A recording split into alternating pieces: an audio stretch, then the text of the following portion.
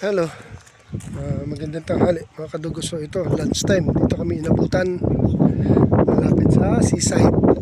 Dito sa, I guess, Malabon. Ang ganda dito. Kaya ako napabidyo. Kasi kanina nung dumaan kami somewhere bandar, binaybay namin yung gilid. May tahol ng tayo lang aso doon. Tapos nakarating na ako dito. Tahol pa rin siya ng tahol. Ayun, tahol ng tahol. Parang shelter yun, bandar eh. Kawawa naman kasi nung may dinaanan ako, sabi, sir, may ano dyan, may aso, marami aso dyan, mga kawawa, sabi. I guess hindi yun shelter, kasi kung shelter, alagaan ng gusto yan.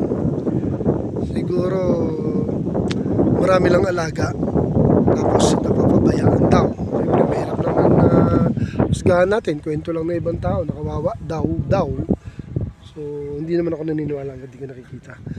Pero ang daming umiiyak doon kanina. I guess hindi nga shelter, alaga lang. Dog lover lang din. Ang ganda dito pag hapon.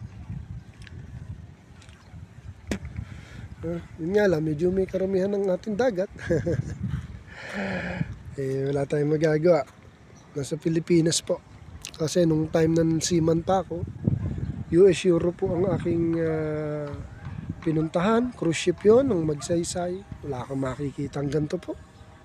Wala, yun, mga kalat-kalat na yun, wala kang makikitang ganyan. Dito, pag wala kang nakita, wala ka sa Pilipinas. Kawawa naman yung aso. Lunchtime lang, kaya ako nakakapag-video. Dito kami inabutan. Alright? Sana nga makita ko. Okay, dito muna mga kadugo. At papahinga mo na ng konti dahil kakakain lang. Daming bird, oh. Okay, thanks for watching. Thank you for watching.